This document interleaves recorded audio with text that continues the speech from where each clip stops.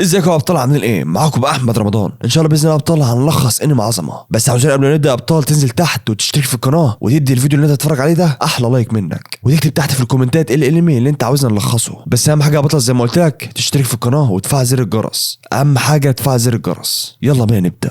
وحكايتها بتبدأ في عصر اكتشف فيه البشر السحر بسبب انخفاض الطقس في سنة 2030، والبشر حاربوا بعض على مصادر الطاقة لغاية لما الحرب خلصت وبدأ الاستقرار، وبدأت كل أمة تنافس على تطوير السحر. وبنشوف بطلنا تاتسويا واقف مع أخته الصغيرة ميوكي، وده بيكون أول يوم ليهم في أكاديمية السحر. بنشوف أخته ميوكي وهي متعصبة عشان تاتسويا اتقبل في الدرجة التانية، وبتقول له أنت جايب أعلى درجة في امتحان القبول، إزاي ده يحصل؟ وبتكون ميوكي اتقبلت في الدرجة الأولى وكمان بقت ممثلة الصف بسبب قدراتها، وبتكمل كلامها وبتقول له المفروض أنت اللي تبقى الأول مش أنا. فبقول لها تاتسويا المهارات السحريه اهم من الامتحانات التحريريه، بيكون مش فارق معاه يبقى الاول، هو مبسوط ان اتقبل. فبتقول له ميوكي انت ازاي مبسوط بالدرجه دي؟ مفيش حد زيك في الدراسه وفن القتال. بقول لها تاتسويا كلامك مش هيغير حاجه، وكفايه انك طلعت الاول، دي بالنسبه لها حاجه كبيره. وبتفرح ميوكي وبتسبق تاتسويا عشان هي اللي هتقول كلمه في حفل الاستقبال. وتاتسويا بيكون ماشي وبنشوف بنات من الدرجه الاولى بيقول له عليه الطالب ده ويد، والمدرسه دي بتكون بتفرق بين طلاب الدرجه الاولى والثانيه. الاولى بيكون لقبهم بلوم وبيبقى في نجمه على اكتافهم بتميزهم، والدرجه الثانيه بيكون لقبهم ويد وعلى اكتافهم شاره فضيه. وفجاه تاتسويا بيقابل رئيسه مجلس الطلبه واسمها يومي، وتاتسويا بيعرفها بنفسه هو كمان، ولما بتسمع الاسم بتكون لسه هتقول له على حاجه بس مساعدتها بتيجي وبتقول لها الحفله بدات. فبيمشي تاتسويا وبيدخل حفله الاستقبال وبيقعد في اخر الصف، وبيجوا بنتين في نفس رتبته بيقعدوا جنبه، الاولى اسمها ميزوكي والثانيه اسمها إريكا، وتاتسويا هو كمان بيعرفهم بنفسه. والحفله بتبدا وبتطلع ممثله الفصل الجديده ميوكي وبتقول كلمه الافتتاح وبترحب بالطلاب. وبعد ما تخلص الحفله تاتسويا وإريكا وميزوكي بيطلعوا في نفس الصف، وبتيجي اخته مع الرئيسه يومي وهانزو من الدرجه الاولى، وتاتسويا بيعرف ميوكي على اصدقائه. بنشوف هانزو وهو بيبص على تاتسويا بقرف. في اليوم اللي بعده بيروح تاتسويا وميوكي عند المعلم كونغ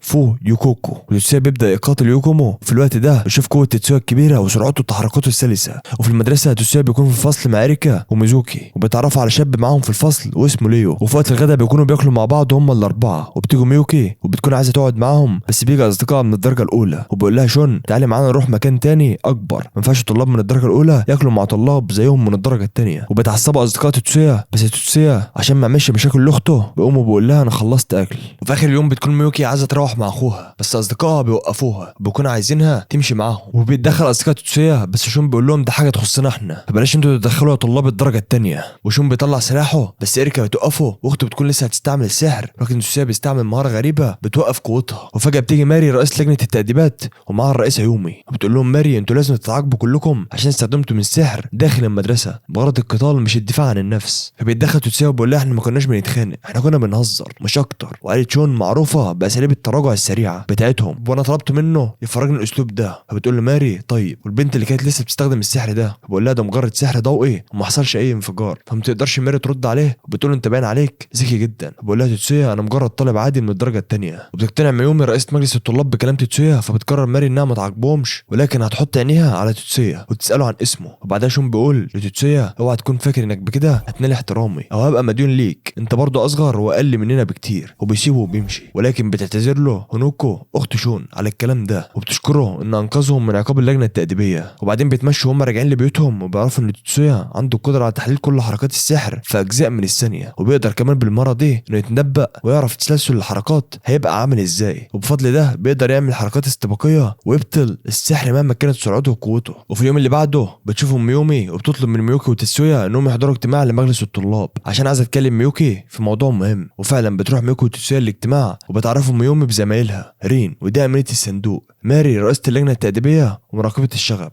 والسكرتيره زوسا. وبتقول لهم ميومي هانز هو النائب بتاعي ولكنه مش موجود دلوقتي، انا عايزه ميوكي تنضم لمجلس اتحاد الطلبه وده عشانها الممثله بتاعه الدفعه الجديده. فبتبص ميوكي لتاتسويا على اساس بتساله عن رايه، فبيشاور لها انها توافق. فبتصدم لما بيشوفها بتتكلم مع ميومي على انها تعين تاتسويا هو كمان في اللجنه. فبيوصلوا الفكره وهي ان تاتسويا انضم للجنه التأديبيه وده بفضل مهاراته في تحليل حركات السحر، وبكده هيقدر يمنع اي شغب يحصل من الطلاب بسهوله بعد ما بيتوقع حركات السحر ويبطلها. فبيتردد تاتسويا من البدايه ولكن اخته بتشجعه على انه يوافق، وبيقرر انه ينضم للجنه التأديبيه مع ماري. بعد الاجتماع بيكمل تاتسويا يوم الدراسه عادي وبتدرب على تطبيقات عمليه على السحر. بيلاحظ زمايله انه ضعيف في المهارات العمليه في السحر، فده بيخلي تاتسويا يتراجع عن قراره في الانضمام للجنه التأديبيه، ده بسبب قدراته وقدراته الضعيفه في تطبيق السحر. وفي اخر اليوم بيروح تيتسويا هو وميوكي لمكتب مجلس الطلاب، وبيبقى في نيه تيتسويا انه ينسحب من مجلس التأديب، ولكن بيشوف هانزو هو بيطلب من ميومي انها تطرد تيتسويا من المجلس بسبب انه طالب من الدرجه الثانيه، وبكده هيدمر استقرار المدرسه لانه مش هيقدر يمنع الشغب بقوته السحريه الضعيفه دي. فبيدافع عنه اخته ميوكي وبتقول لهانزو ان تيتسويا عنده مهارات في تحليل حركات السحر وبيقدر يمنع ويقاوم اي ضربه بتتوجه له. فبيقول لها هانزو انها بتقول كده عشان تيتسويا اخوها مش اكتر، وكلامها مش مبني على واقع. في ساعتها بيتدخل تيتسويا عشان يدافع عن اخته مش علشان نفسه، وبتحدى هانزو في مباراه عشان يثبت له ان اخته على حق،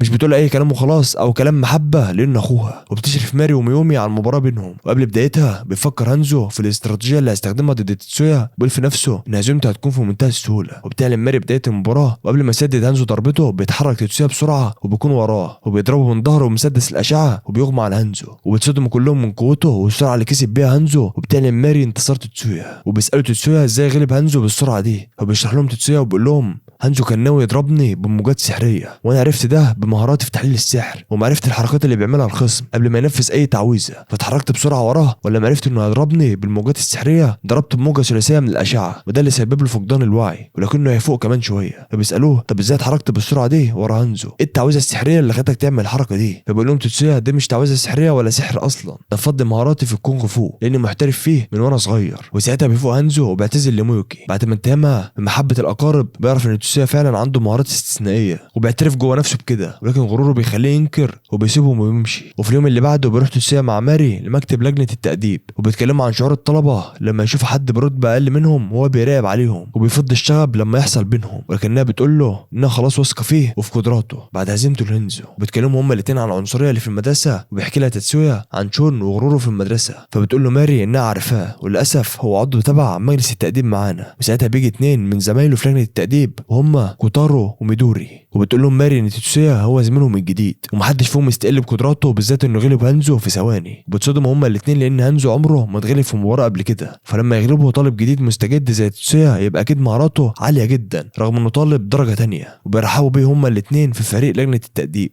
وفي اليوم اللي بعده ماري بتجمع فريق لجنه التأديب وبتدي لكل واحد منهم منطقه معينه يلاقي فيها اي تحرك ممكن يسبب شغل او قتال غير رسمي بين طلاب المدرسه. وقبل ما يخرج تيتسويا بيشوف شون وبيبص له باحتكار وكره، وبيقول له شون انه مش واثق فيه ابدا وانه ما يستحقش يكون تبع لجنه التأديب. وبعدها بالصدفه تيتسويا بيشوف اريكا والطلاب كانوا بيتخانقوا معاها، فبينقذها بسرعه منهم وبيروحوا مع بعض لنادي تبع المدرسه، وفيه بيتقاتل المشاركين بالسيوف، وده نادي ملوش علاقه بالسحر لانه عباره عن نشاطات اضافيه للطلاب. هناك تيتسويا بيشوف واحده اسمها ميبو وبيتحداها زميلها كريهارا مبارزه بالسيوف، ولكن تكون مبارزه بسيوف حقيقيه. وهنا تاتسو بيحس بالخطر لان دي مبارزه غير قانونيه وممكن حد فيهم يتصاب ويموت، فبيقدر يمنع كريهارا قبل ما يضرب ميبو وبيقبض عليه، وكمان بيبطل السحر بتاع زمايله اللي عايزين يدافعوا عنه ويبلغ الامن عشان يجي يقبضوا على كريهار. وبعدها بيحضر تاتسويا الاجتماع بيقول فيه اللي شافه في الحادثه، وبيكون كاتسوتو من ضمن فريق التحقيق، واللي بيعرف تاتسويا انه من نسل واحد من ضمن 10 عائلات مشهوره بالسحر معروف عنهم القوه السحريه الكبيره. وتاتسويا بيقول له هو ماري على اللي حصل بالظبط، بان اول ما حس ان المبارزه بينهم بقت بجد وبالسيوف الحقيقيه هو راح منع القوه السحريه في سيف كريهار قبل ما هاجم ميبو. وبيوصلوا انهم هيدوا كريهار تحذير لو قرر اللي عمله فهيتفصل من المدرسه. وبالليل بيتعشى تاتسويا مع اخته وزمايله ليو وموزوكي وإريكا، وبيحكي لهم عن الطريقه اللي صد بيها ضربه كريهار، وبيعترف ليهم بانه اخترع تقنيه جديده لابطال السحر مهما كان نوعه. وبيتصدموا كلهم من ده لان ابطال السحر لازم يكون بعناصر نادره اسمها الاتيننت، ودي عناصر مش موجوده غير عند وزاره الدفاع. فبيقولوا ليو وليه ما تسجلش براءه اختراع بالموضوع ده؟ فبرد عليه تاتسويا بان التقنيه دي لو انتشرت فهتستعملها المنظمات الارهابيه وهيستغلوا الاختراع ده عشان يواجهوا الشرطه وينفذوا جرائم بسهوله بدون رضاع. وبيقولوا تاتسويا ان التقنيه بتاعته مبنيه بشكل عام على الجمع بين تحليل السحر وبين مهارات الكونغ فو، وده لانه لما ابطل سحر كريهار فهو كل اللي عمله انه يتعامل مع موقف كانه هجوم قتالي بالكونغ فو، وكمان بمساعده مهاراته في تحليل السحر قدر يسيطر على الضربات ويمنعها. وفي اليوم اللي بعده في المدرسه بيلاحظ تاتسويا ان في حد بيراقبه ولما بيلمحه بيجري منه، ولما كان في الفصل بيكلموا زمايله انه بقى مشهور في المدرسه بانه الطالب الجديد اللي سيطر على النوادي ومنع الشغب فيها بدون ما يستخدم السحر. ساعتها بتيجي ميوكي عشان عايزه تتكلم معاه وبتقول ان في واحده اسمها ميبو عايزه تتكلم معاك. لما بيشوفها بتقول له ممكن نقعد في كافيه عشان عايز اكلمك في موضوع مهم، فبقول لها تسبقه وهو هيحصلها. ولما بتمشي بيقول له ميوكي تلاقيها عايزاني انضم للنادي اللي هي مشتركه فيه، بس انا طبعا مش فاضل ده. ولما بيقابلها بيقابلها بتعرض ميبو عليه انه انضم للنادي، وده زي ما توقع تتسويا بالظبط. ساعتها بيرفض عرضها وبيشكرها، ولكن بيسالها عن السبب.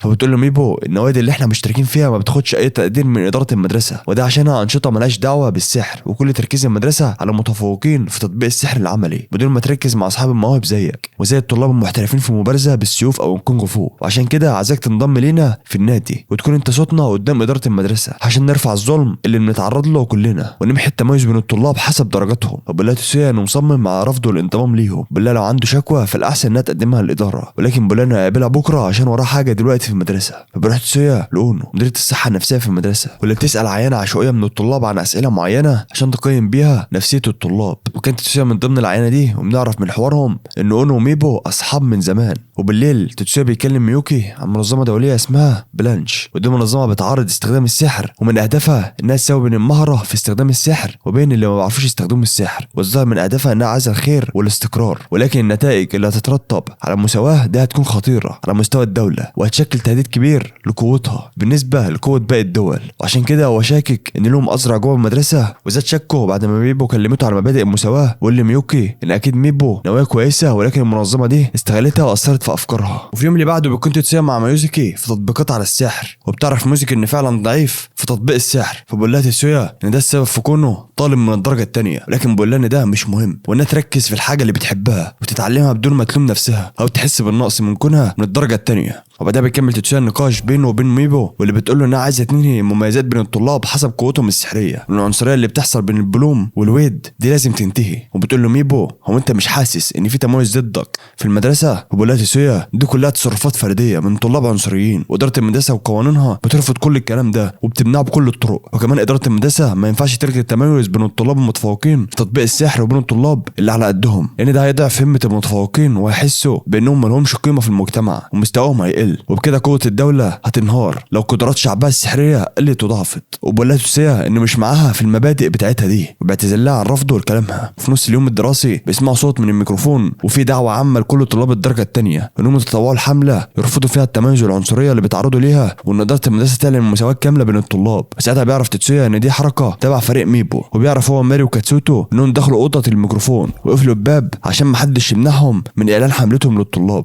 فبيفتكر تتسويا ان معاه رقم ميبو وبيتصل بيها عشان يتفاوض معاها هو ماري وكاتسوتو، وبيوافقوا وبيفتحوا الباب. بيطلع انه فخ كان عامله تتسويا عشان يقبض عليهم، ولكن فجاه بتظهر مايومي رئيسه مجلس الطلبه وبتقول لهم انها تعمل منتدى مفتوح وفي حوار بينها وبين فريق ميبو عشان يوصلوا لحل يرضي الجميع. وفي نفس الساعه تتسويا بيشوف تسوكاسا رئيس النادي بتاع ميبو، وبيحسوا ان شبه الشخص اللي كان بيراقبه في المدرسه. وبالليل بيروح هو ميوكي سينسي عشان يسالوه عن تسوكاسا بحكم ان عارف تاريخ السكان في المنطقه اللي هم فيها، لانه درب وعلم ناس كتير. وبيقول لهم سينسي ان تسوكاسا عنده اخ غير شقيق، واخوه ده هو رئيس منظمه البلانش الدوليه في اليابان، وان بيدير نشاطات كتيره غير قانونيه في البلاد ومحدش عارف عنها حاجه غير كده.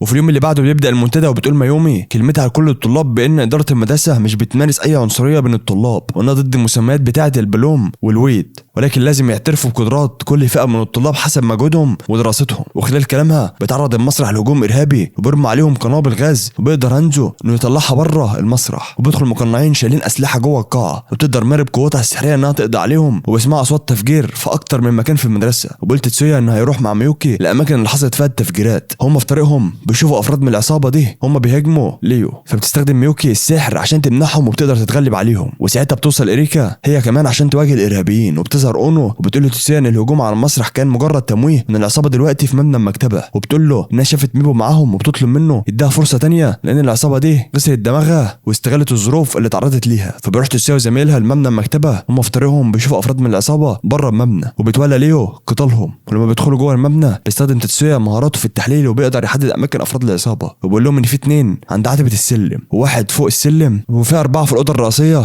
لارشيف المكتبه الالكتروني. فبتسال ميوكي ويا ترى بيعملوا ايه في اوضه الارشيف، وقال لها تتسويا انهم اكيد عايزين يسرقوا معلومات سريه تبع مدرسه السحر. وساعتها اريكا بتتهاجم افراد العصابه اللي ظهروا، وبتقول لهم انها تواجه العصابه هنا هم هيروحوا ينقذوا معلومات المدرسه السريه. وخلال ده كانت ميبو مع 3 من افراد العصابه البلانش، وبتقول لهم انا كنت فاكره ان هدفنا هي المساواه والغاء التميز بين الطلاب، لكن ايه اللي انتوا بتعملوه ده، وايه لازمه ملفات السحر المتطور اللي عايزين تسرقوها من الارشيف. وساعتها باب المكان اللي هم فيه بيتفتح وبيدخل تتسويا وكيومي، وبتصر ميبو على موقفها وبتحاول للمره الاخيره تخلي تتسويا شريكها نفس المبادئ، وبتقول لها مش انت تعرضت اكتر من مره للتميز والتفرقه حتى بينك وبين اختك؟ ازاي تعرض حاجه نبيله زي كده؟ المساواه شيء ما ينفعش ترفضه وتمنعه. فبتقول لها ميوكي انا عمري ما حسيت ان احسن او افضل من اخويا، وطول عمرنا بنحترم بعض ومحدش بيميز حد غير مجهوده. وكمان بيقول لها تتسويا ان العصابه استغلت المبادئ دي عشان تسرق معلومات سريه عن المدرسه وتستفيد بيها في عمليتها الاجراميه. وفجاه العصابه بتستعمل خواتم سحريه اداها ليهم الزعيم بتاعها عشان يستعملوها في وقت الخطر. وبتقدر ميبو تهرب بسرعه، وبيقرر تتسويا انه يسيبها إريكا، وبيواجه هو وميوكي افراد العصابه اللي باقيين. وخلال ده إريكا بتقاتل ميبو بكل قوتها وبتقدر تتغلب عليها. وبعدها بيقدر ليو يقبض على تسوكاسا بعد ما اتاكد انه على علاقه بالعمليات الارهابيه اللي حصلت. وقبل الغروب بيكونوا كلهم حوالين ميبو وهي في السرير بعد اصابتها، وبتعرف من ماري انها اساس الظن فيها زمان لما رفضت تخش في مبارزه بالسيوف معاها. وساعتها ميبو افتكرت انها بتتكبر عليها من وقتها وهي حاسه بالتميز والعنصريه من زمايلها، ولكن ماري بتقول لها انها ما رفضتش عشان كده، ولكن بسبب انها ما بتعرفش تقاتل بالسيف، وده اللي خلاها ترفض تخش معاه في المباراه، مش لانها بتتكبر عليها. وساعتها ميبو بتعرف غلطتها وبتبكي وتطلب منهم يسامحوها على مساعدتها لعصابه البلانش. وهنا بيقرر تتسويا انه يواجه العصابه دي قبل ما تعمل كوارث اكتر من كده. وكمان كاتسوتو بينضم ليه هو ميوكي وإريكا، ولكن ماري ومايومي هيفضلوا في المدرسه عشان ما ينفعش يتخلوا عن مسؤوليتهم تجاه الطلاب. وبعدها بيروح كاريهار زميل ميبو عشان يطلب من كاتسوتو انه ينضم ليهم هو كمان عشان ينتقم من عصابه البلانش اللي استغلوا زميلته ميبو. ودي اقل حاجه يقدمها ليها بعد الموقف الوحش اللي عمله ساعه المبارزه بالسيوف الحقيقيه. وبيوافق كاتسوتو على انه ينضم ليهم. وبتشوف تاتسويا مع اصدقائه هم راكبين العربيه عشان يروحوا لمقر العصابه، وبيعمل خطه وبيدي لكل واحد مهمه. ليو هيأمن الدخول والخروج ليهم، وإريكا هتحمي ليو عشان لو حد هيجم عليه، والباقي يساعد تاتسويا في الهجوم. وبيوافق على الخطه دي وبيستعمل ليو سحره وبيقدروا يدخلوا المكان. وتتشيبانا واخته بيمشوا في مقر العصابه، وبيستعمل تاتسويا سحره عشان يعرف عدد الاعداء الموجودين في المكان. وبياخد اخته وبيروحوا لهناك، ولما بيروح بيلاقي في عدد كبير جدا من العصابه مستنينهم. بيبقوا معاهم قائد العصابه واسمه هاجيمي، وبيقول له تاتسويا انه جريء جدا عشان يجي لغايه هنا بنفسه. فبيطلع تاتسويا سلاحه وبيقول له استسلم وانا مش هقتل اي حد فيكم وهكتفي اني احبسك بس. فبيضحك هاجيمي وبيقول له انت هنا في مكاني وجاي تهددني، وبيرمي النضاره بتاعته وبيستخدم سحر التنويم المغناطيسي. بس السحر ده مش بيعمل حاجه لتاتسويا، هو لانه بيبقى عارف اللي هاجيمي هيعمله، وانه بيستخدم موجات تشل اعدائه وتسيطر عليهم. بترعب هاجيمي منه وبيؤمر عصابته يضربوا عليه نار عشان يخلص منه بس قبل ما يعملوا حاجه. تاتسويا بيكون مفكك اسلحتهم كلهم، بيخاف هاجيمي منه وبيعرف انه مش هيقدر يواجهه، فبيحاول يهرب من المكان. بس تاتسويا بيمشي بكل بساطه وراه ومحدش بيقدر يعمل حاجه من العصابه. بس بيتعصب واحد منهم وبيحاول يهجم عليه، بس يومي بسحرها بتجمده. وقبل ما بيمشي تاتسويا بيقول لاخته ما تستعملش طاقتك على الفاضي عشان ناس ضعفاء زي دول. بتقول لاخته حاضر. وبعد ما بيمشي تاتسويا بتستخدم ميوكي سحر جديد وبتجمدهم كلهم بحركه واحده. في الوقت نفسه تاتسويا بيكون وصل لمكان هاجيمي وبيبقى عارف عدد الاشخاص اللي معاه، وبيروح لهم وبيبدا يفكك في الاسلحه بتاعتهم. بيقول لهاجيمي يستسلم بدل ما يخلص عليه، بس هاجيمي ما بيستسلمش وبيستخدم سحر التشويش عشان تاتسويا ما يستخدمش سحره. بس تاتسويا بيلغي التشويش ده. بيقول لهاجيمي انه عارف ان عصابه الرؤوس البيضاء والتحالف الاسيوي هم اللي بيساعدوه. وبيخاف هاجيمي وبيحاول يهرب تاني، بس ساعتها بيظهر اصدقاء تاتسويا وبيقطعوا ايده وبيقبضوا عليه. وبتيجي الشرطه وبتقبض على العصابه عشان يستجوبوهم. وبيروح تاتسويا للمستشفى عشان يزور ميبو، وبيقول لها انه قبض على العصابه وحل كل حاجه واتصرف في الحوادث اللي حصلت قبل كده. وبكده مفيش حد هيتعاقب عشان الشرطه هتخفي اللي حصل على الناس. فبتفرح ميبو وبتشكره وبتعرفه انها تفضل في المستشفى لشهر مايو. فبقول لها تاتسويا انه هيستنى ميعاد خروجها من المستشفى عشان يحتفلوا مع بعض. وبتعدي الايام وبيروح تاتسويا واخته عشان يزوروا ميبو في المستشفى. فبيشوفوا هناك كاريهار وهو واقف مع ميبو بعد ما خفت. فبروح مع إريكا عشان يسلموا عليهم، وبيجي ابو ميبو وبيشكر تاتسويا على كل اللي عمله. فبقول له تاتسويا انا كنت بعمل واجبي كصديق ليها. فبقول لابو ميبو